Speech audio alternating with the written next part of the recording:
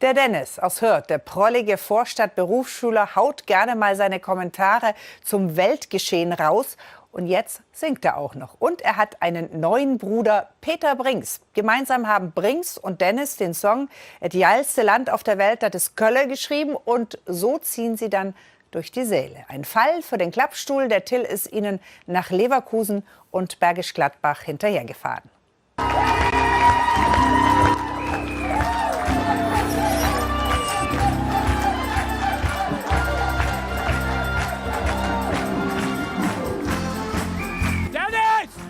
Was machst du denn hier?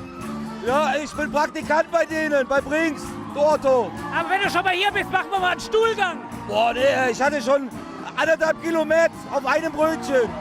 Ich muss weg. Ein schönes Land auf der Welt, das ist Köln. Köln, Köln.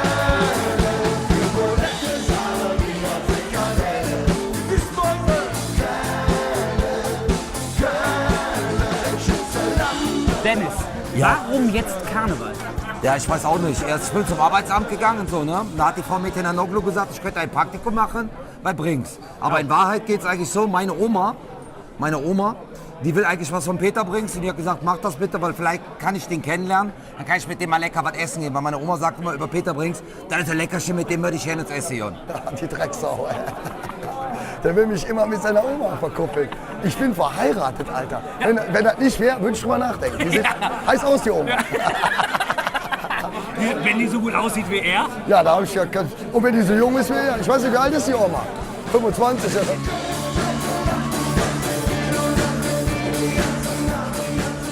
Der Peter Brinks, der ist so reich, ey, der hat ja locker 1800 brutto im Monat, aber mindestens, ich schwöre. Außerdem, was der an Payback-Punkte hat, weil die ja immer unterwegs sind. Und Sanifair-Bons, so, weißt du? Der bringt richtig Spirit rein, ne? Ja, der bringt Power rein. Das ist ja noch jung.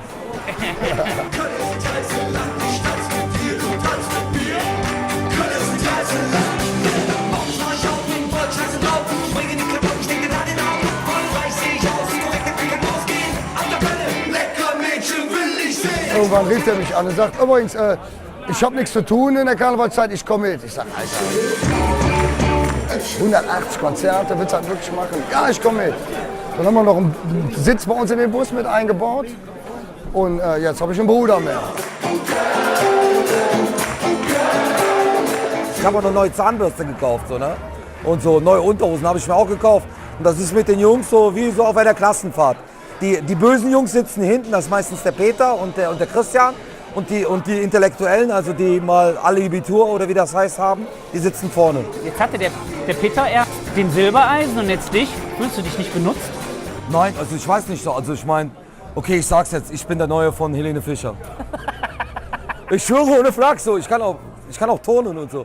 Also Helene, falls du das siehst, also es läuft.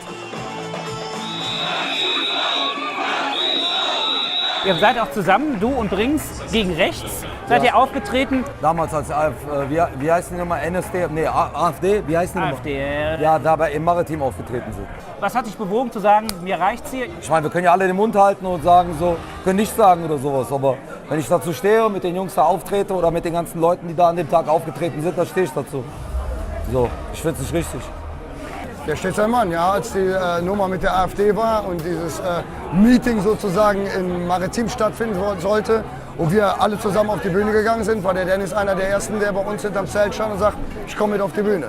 Ist auf jeden Fall der richtige Mann, der ist auf unserer Seite, der hat unser Herz, der hat unser politisches Verständnis. Ja, ein Bruder, sage ich halt, der ist wirklich einer von uns geworden. Entschuldigung. Nee, geht gerade nicht, mein Interview, geht gerade gar nicht. Ja, macht nichts. Geil. Also Fans ist ja toll, ne? Aber wie nervt das manchmal auch, wenn die so nah rücken und... Die meisten Leute sagen ja, Entschuldigung, aber wenn du so in den Mädchenzelten bist, dann meinen die, ja, soll ich mal vormachen? Jetzt guck mal her, jetzt läufst du aber nicht fort, Alter, mach mal, es ist ein Foto, so sieht das aus. Ja. Das ist 50 Mal am Tag, aber die meinen das nett. Ja. Dein Stuhl. Wobei, du hast mal eine Stalkerin, die die Familie auch richtig fertig gemacht hat, dann hört's auf mit dem lustig, ne? Ja, wenn das übergriffig wird, ist das lustig, ist das nicht mehr lustig, aber ich sag mal so, in den letzten 20 Jahren habe ich gelernt, damit umzugehen. Also ich kann dann bestimmt und freundlich sagen, das war's und gehe. Ne? Ich sag dann auch schon mal, sie Arschloch, wenn es sein muss. Und dann geht man. Ja, wenn die Leute, manchmal sind die Leute einfach drüber, aber 99% der Menschen sind nett und wollen eigentlich nur ein Foto, sonst nichts. Genau, richtig Moment.